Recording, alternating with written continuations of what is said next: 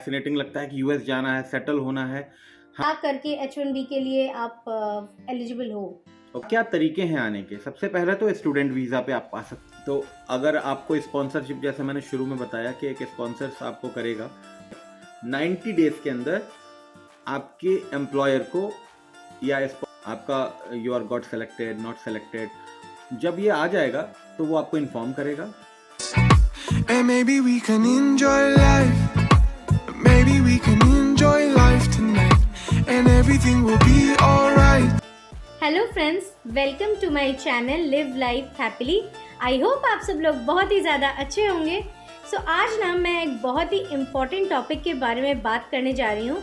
हम अमेरिका कैसे पहुँचे, हमारी यूएस की जर्नी कहाँ से स्टार्ट हुई, ये सारी चीज़ों के बारे में आज हम आपको इस वीडियो में बताएंगे। मैं अपने हस्बैंड को भी अपने वीडियो में लाऊंगी, वो बताएंगे because he is the perfect man to tell you कि पूरा सर्कमस्टेंसेस कैसा रहा, हम कैसे यहाँ तक पहुँचे, वो कैसे हमने ट्राई किया, कैसे वीज़ा हुआ, के साथ सारी चीज़ें डिस्कस करेंगे।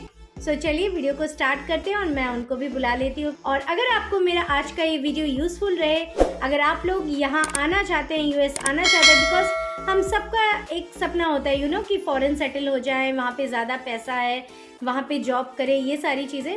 तो चलिए मैं उनको बुला लेती हूँ। ही इज़ माई हस्बैंड आशीष श्रीवास्तव, और ये आपको बताएंगे सारी चीज़ें कि हम यूएस कैसे पहुँचे, किस तरह से वीज़ा वगैरह किया। Welcome to live life happily. और आप मुझे ये बताइए कि आप यूएस कब आए, कैसे आए, सारी चीज़ें मेरे ऑडियंस को बताइए। Thank you. Hello everyone.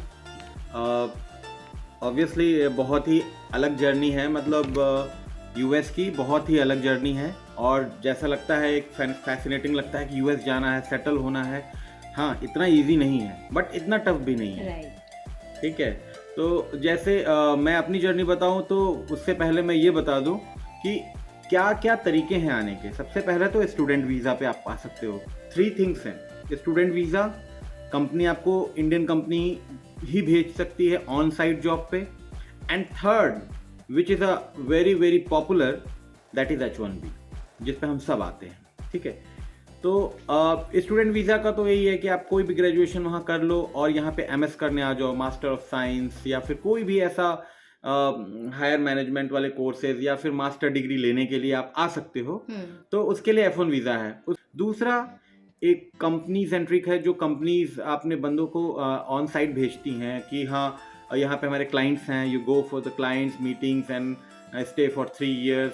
वो भी 3 से 6 साल का होता है ऑन साइट जाना। राइट। बेसिकली वो L1 होता है। वीज़ा। और जनरली L1 भी 2 टाइप्स के होते हैं, L1A, L1B। जनरली जो हमारे सॉफ्टवेयर IT के बंदे हैं वो L1B पे आते हैं। जो दूसरा वही L1A बताया, वो मैनेजर्स को भेजते हैं। खैर, हमारा टॉपिक आज है H1B। मैं आपको H1B बताता हूँ कि कैसे, जैसे हम आए वैसे मेरे जैसे बहुत से लोग आए हैं। Most of the software engineers H1B पे ही आते हैं, because this is very popular, right? Popular, US तो हम सबका, मतलब सॉफ्टवेयर इंजीनियर्स का तो सपना ही होता है। फर्स्ट प्रायोरिटी यूएस ही होती है आने के लिए। तो H1B का जो प्रोसीजर है वो ऐसा होता है कि सबसे पहले आप कोई भी कंपनी में जॉब कर रहे हो, जो मुझे पता है 5 year एक्सपीरियंस हो आपका तो चलेगा, H1B के लिए आप स्टार्ट कर सकते हो।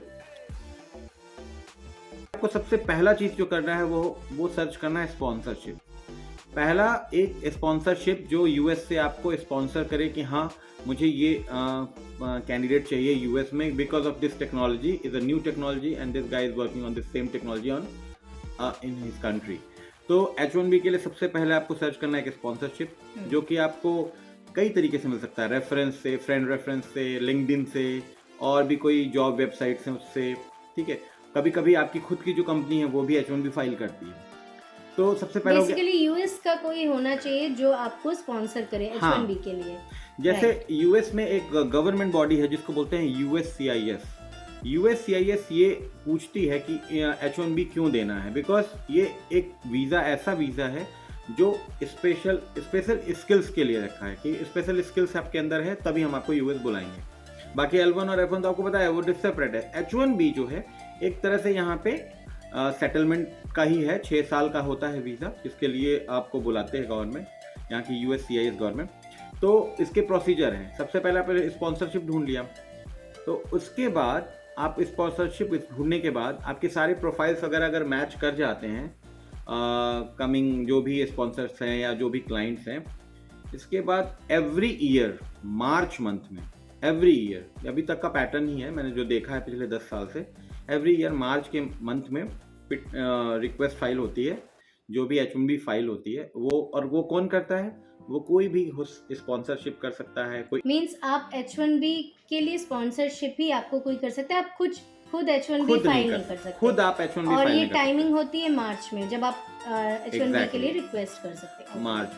मार्च में करते हैं। और जैसे होता है बाकी जगह पे भी कि जितनी रिक्वायरमेंट है उससे लगभग डबल और ट्रिपल लोग इस फॉर्म को भरते हैं, या ऐसे लोगों को मिल जाता है स्पॉन्सरशिप। जैसे इसकी टोटल जो गवर्नमेंट की जो अवेलेबिलिटी है वो है 65,000 ईच ईयर कि 65,000 स्पेशल ऑक्यूपेशंस को वीज़ा देंगे। अच्छा, लोगों का ये होता है ना कि यूएस जा रहे हैं तो बहुत पैसे खर्च करने पड़ेंगे, लाखों करोड़ों रुपए इन्वेस्ट करना पड़ेगा तब जाके यूएस पहुंचेंगे।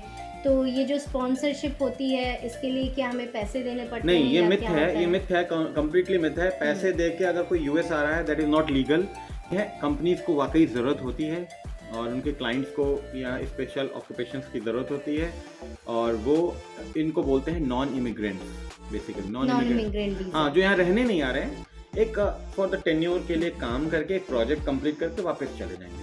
उसके फिर बाद मिनिमम जो टेन्योर होता है H1B का that is for 6 years, right? हाँ, वैसे होता है 3 इयर्स।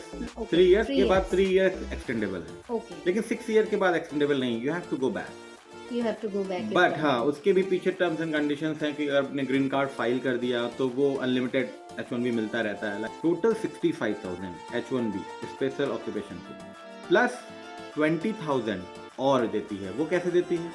जैसे मैंने आपको शुरू में बताया कि एक स्टूडेंट वीज़ा होता है। स्टूडेंट वीज़ा में F1 वीज़ा जो होता है, वो कैंडिडेट जब यहाँ पढ़ाई पूरी कर लेते हैं तो गवर्नमेंट ने उनको एक फैसिलिटी दी है, इसको OCT बोलते हैं।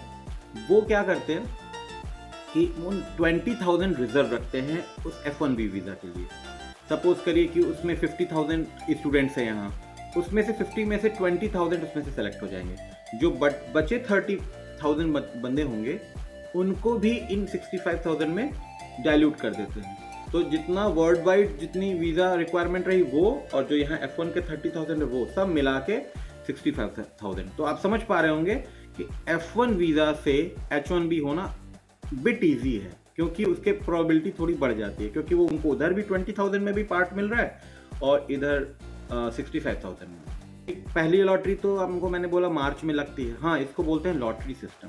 ये क्या करते हैं, ये सारे 2-3 लाख एप्लीकेशंस को एक साथ रैंडम कुछ करते हैं और 65 to 85,000 तक का वीज़ा निकालते हैं कि हाँ यू गॉट सेलेक्टेड। इसका रिजल्ट फिर कब आता है? मार्च में तो फाइल हो गई, मार्च के 3rd वीक में फाइल होती है, प्रॉब्ली अप्रैल 1st वीक में आ जाती है। वो आपको नहीं आएगा, आपके एम्प्लॉयर या स्पॉन्सरशिप जिसने की है रिजल्ट आएगा आपका, you are got selected not selected. जब ये आ जाएगा तो वो आपको इन्फॉर्म करेगा और वो आपसे बोलेगा कि आप अपने सारे डॉक्यूमेंट्स रेडी करो, कुछ ट्रांसक्रिप्ट वगैरह जो भी होते हैं कि आपकी जो यहाँ की स्टडी है वहाँ की स्टडी से कैसे मैच करती है, ये सारा कुछ वो डॉक्यूमेंट्स का बंच बना के आपको देगा, आपसे मांगेगा, आप उसको दोगे। उस देने के बाद वो अप्रॉक्स 30th जून तक, 3 मंथ के अंदर, 90 डेज के अंदर, आफ्टर रिजल्ट 90 डेज के अंदर आपके एम्प्लॉयर को या स्पॉन्सर को इसको पिटीशन फाइल करना होता है। उस पिटीशन फाइल में क्या करते हैं, ये USCIS को ये एक रिक्वेस्ट डालते हैं कि ये लॉटरी में सेलेक्ट हुए हैं और हम इनको लेना चाहते हैं। अब उसके 2 वे हैं, या तो नॉर्मल प्रोसेस में करने दो, ठीक है, उन्होंने जून में अप्लाई कर दिया तो एटलीस्ट 6 to 9 मंथ लगते हैं उसको अप्रूव होने में गवर्नमेंट की तरफ से। ओके। तो एक बार अप्रैल में रिजल्ट आ गया, 30th जून तक आपका पिटीशन फाइल हो गया। पिटीशन फाइल मैंने आपको बताया 2 टाइप से हो जाते हैं, एक रेगुलर प्रोसेसिंग जिसमें 6 to 9 मंथ लगते हैं उसको गवर्नमेंट की तरफ से अप्रूवल आने में कि हाँ we are okay with this guy, हमने इनका सर्टिफिकेट सारे चेक कर लिए हैं, आप इनको आप वीज़ा दे दो, मेरी तरफ से ओके है। एक तो ये है 6 to 9 मंथ। अगर आप इसको थोड़ा सा और पहले करना चाहते हो तो उसमें प्रीमियम प्रोसेसिंग बोल के एक चीज़ होती है जिसमें आपको चार्ज लगते हैं। शायद एम्प्लॉयर आपसे वो पैसे मांगे और वो होते हैं मतलब $3,000 के अंदर होते हैं। आजकल 2800 चल रहा है, 2800 के आसपास US डॉलर। वो पैसे आप जैसे ही दोगे, वो पैसे देने के बाद प्रीमियम प्रोसेसिंग 2 वीक्स में अप्रूवल आ जाता है। सोचो आप, जो 6 मंथ 9 मंथ अप्रूवल था वो 2 वीक्स में आ जाता है। तो 2 वीक्स के बाद जैसे अप्रूवल आ गया, सपोज करो आपने प्रीमियम प्रोसेसिंग कर लिया, 2 वीक्स में अप्रूवल आ गया, लेकिन जिस ईयर में, सपोज करो 2024 की हम बात कर रहे हैं, तो 2024 में अगर आपका वीज़ा पिक हुआ है तो आप एलिजिबल हो वर्क करने के लिए 1 अक्टूबर 2024। इनका जो वर्किंग साइकिल है वो 1 अक्टूबर से स्टार्ट होता है। अच्छा। तो 1 अक्टूबर से पहले अगर आपका अप्रूव भी हो जाता है तो भी आप एंट्री नहीं कर सकते यूएस में। यूएस में आपको एंट्री करने का जो डेट है वो 1 अक्टूबर, उससे पहले नहीं जा उससे पहले नहीं जा सकते। अच्छा, उससे पहले तो एक और स्टेप आती है। अगर आपका अप्रूव हो भी जाता है तो गवर्नमेंट ने तो ये बोल दिया कि हाँ इनका वीज़ा अप्रूव्ड है। और मान लीजिए अप्रूव किसी का ऐसा भी तो होगा, अप्रूव नहीं होता होगा, तो फिर वो नेक्स्ट ईयर के लिए ट्राई करें, ऐसा? हाँ, कर सकते हैं, उसमें कोई वैसा नहीं है। कुछ लोगों का डिनाइड हो जाता है कि बोलते हैं कि नहीं, इस साल हम इनको नहीं दे पाएंगे वीज़ा ड्यू टू, फिर वो नेक्स्ट ईयर आप फिर से आप H1B हाँ वो डेट क्या है। अब जैसे मैं आपको बताऊं कि अगर कोई टेक्नोलॉजी है, जैसे 4G 5G टेक्नोलॉजी इंडिया में चल रहा है और यहाँ भी चल रहा है, आप उसी के लिए अप्लाई कर रहे हो, आपका श्योर एंड सर्टेन हो जाएगा। कोई अगर पाइथन की रिक्वायरमेंट पे आप काम कर रहे हो, यहाँ भी पाइथन पे काम हो रहा है, अगर आप उसके लिए अप्लाई कर रहे हो श्योर हो जाएगा। बट थोड़ा सा डिफरेंस अगर रहा आपके वर्क में और वहाँ की रिक्वायरमेंट में तो मे बी डिनाइड हो सकता है। बट कोई नहीं, उसके बाद जब अप्रूव हो जाता है तो उसके बाद गवर्नमेंट ये बोलती है, USCIS बोलते हैं उसको basically, USCIS citizen immigration citizenship, ऐसे कुछ फुल फॉर्म है उसका। तो वो आपको बोलते हैं कि you can apply visa stamping on your passport with in your council. जो भी आपके यहाँ US में है, तो आप इंडिया में हैं तो इंडिया में जितने भी वीज़ा सेंटर्स हैं उसके ऑनलाइन आप उनके स्लॉट्स बुक करो उनका वीज़ा स्टैंपिंग के लिए। और जो कि आजकल बहुत उसके लिए बहुत ही रश है, मतलब लोग 4-4, 6-6, 8-8 महीने तक का अपॉइंटमेंट नहीं मिल रहा है। सो ये H1B जब आपका लगा तो ये क्या आपका फर्स्ट अटेम्प्ट था या आप इससे पहले भी आपने ट्राई किया था? मेरा तो फर्स्ट अटेम्प्ट में यू गॉट। हाँ, बट इसके 3 अटेम्प्ट 4 अटेम्प्ट भी लोग करते हैं। पहली बार नहीं पिक हुआ, लॉटरी है। लॉटरी आप समझो कि 85,000 लोगों का लॉटरी पिक होना है और 3 लाख के आसपास एप्लीकेशंस आते हैं, तो कुछ तो रिजेक्ट होंगे ही। हाँ, तो ऑब्वियसली 1/3 फिर भी आपका चांस है, 1/3 1/2 मतलब 50% से 30% आपकी प्रोबेबिलिटी रहती है कि आप आ जाओगे। ऐसा भी नहीं कि होगा ही नहीं। मैं बहुत से फ्रेंड्स को जानता हूँ लगातार 2 साल उनका नहीं पिक हुआ है बट 3rd साल पिक हो गया है। कोई ऐसे फ्रेंड को मैं जानता ही नहीं हूँ जिनका 4 साल तक पिक नहीं हुआ है। ऐसे किसी भी फ्रेंड्स को नहीं जानता मैं। बहुत से लोगों को मैं देखा है 2 साल 1 साल 3 साल में लग जाता है। तो मेन चीज़ तो ये हो गई। उसके बाद जब आपका वीज़ा स्टैंप हो जाता है, you are good to come. Salary वगैरह कितनी होती है वहाँ पे? मतलब जब आपकी जॉब लग जाती है US में जब आते हो तो सैलरी पैकेज वगैरह क्या होता है यहाँ पे? देखिए, इंडिया के कंपैरिजन से सैलरी तो नहीं बोल सकते, बट ये है कि यहाँ पे US डॉलर्स में सैलरी होती है और यहाँ पे ईयरली एक सैलरी बोले तो मिनिमम सैलरी 60K तक से स्टार्ट हो जाती है। इससे कम सैलरी US में नहीं मिल सकती है H1B पे। इसके अलावा जो चीज़ें डिपेंड करती हैं, आपका जॉब ग्रेड, आप किस जॉब ग्रेड पे हैं, आपकी जॉब में लेवल क्या है, कौन से लेवल पे है और किस स्टेट में आप जॉब कर रहे हैं, उस स्टेट के अकॉर्डिंगली भी आपका यहाँ पे सैलरी डिफ़र करती है। H1B के लिए एलिजिबिलिटी क्राइटेरिया क्या है? मतलब आप क्या करके H1B के लिए आप एलिजिबल हो फाइल करने के लिए? तो इसमें जो बैचलर्स डिग्री वाले होते हैं और जो IT फील्ड में होते हैं या फिर और भी बहुत से फील्ड हैं उनकी अपनी मेडिकल लाइन से रिलेटेड, तो उसमें बैचलर आप अगर हो तो यू आर एलिजिबल। और आपके पास अगर +5 ईयर एक्सपीरियंस है तो वो मच बेटर है। तो बेसिकली क्या है, जितनी भी कंपनीज हैं वो ऐसे लोगों को ही ढूंढती हैं एटलीस्ट एक्सपीरियंस हो। कुछ बड़ी कंपनीज हैं वो फ्रेशर्स को भी ले लेती हैं ऑन H1B। या तो H1B के लिए मेनली है मोटिव ये कि you have to search a good sponsor. और अगर आप कोई ऐसी MNC कंपनीज में हैं जिनके ऑफिसेज US में भी हैं तो आप उनके थ्रू भी अप्लाई कर सकते हैं, आप अपने अपने वो शो कर सकते हैं अपने मैनेजर को कि I want to go US. अगर कोई ऐसी चांस होगा कि वो कंपनीज अगर H1B डाल रही हैं तो आपका डालेंगे, और नहीं तो आप स्पॉन्सरशिप आपको ढूंढना पड़ेगा।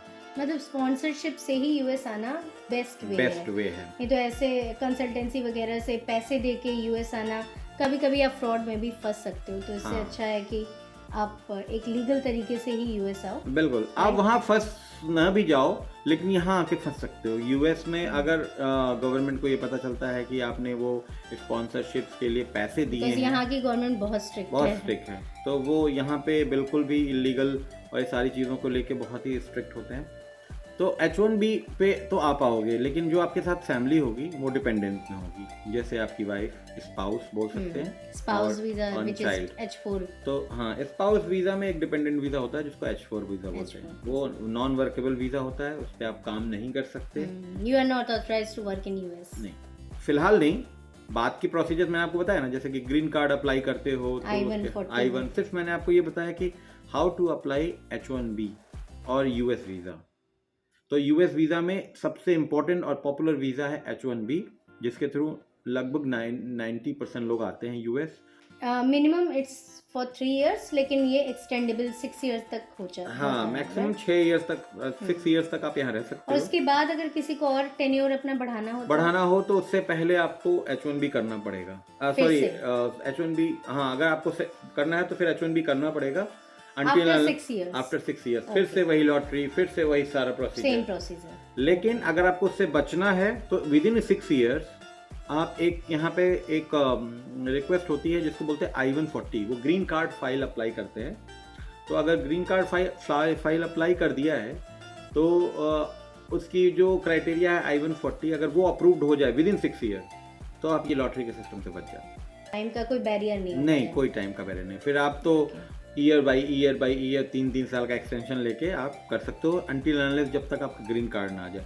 और तो टोटल प्रोसीजर यही है H1B का, कोई बहुत अलग नहीं है। नॉर्मली हर कंट्रीज में ऐसा होता है, कहीं आपको काम करने जाना हो वीज़ा अप्लाई करना पड़ेगा, तो थोड़ा इन्होंने क्राइटेरिया किया है कि 65,000 को ही वीज़ा देंगे। मेरा एक्सपीरियंस बहुत अच्छा रहा यहाँ, और H1B इनके थ्रू अगर आना है तो बेस्ट वे है, आप अपना स्पॉन्सरशिप ढूंढिए और अपना स्किल बताइए उनको कि मैं ये जानता हूँ, और वो फिर आपको अपनी क्लाइंट में सबमिट करेंगे। एक बार क्लाइंट को सबमिट करेंगे, क्लाइंट को आपका रिज्यूम अच्छा लगता है तो वो आपको कॉल करेंगे, और फिर वो 1 से 1.5 साल के अंदर में सारा प्रोसीजर होगा। बहुत टाइम टेकिंग है और बहुत ही पेशेंस बहुत चाहिए। हमें ही 1.5 साल लगा यहाँ पहुँचने में। जिस दिन हमें पता चला कि हमारा लॉटरी पिक हुआ है उसके बाद 1.5 साल लगा हमको यहाँ तक पहुँचने में। लेकिन हाँ, चीज़ें चलती रहती हैं proper. Okay, thank you so much for sharing your experience. No problem. और अगर आपको हमारा ये आज का वीडियो ज़रा भी अच्छा लगा हो, हेल्पफुल लगा हो, तो प्लीज़ मेरे चैनल को लाइक, शेयर और सब्सक्राइब ज़रूर कीजिएगा। ऐसे ही इंफॉर्मेटिव वीडियोस मैं और भी आपके साथ शेयर करूँगी। So please support my channel. Bye bye and take care.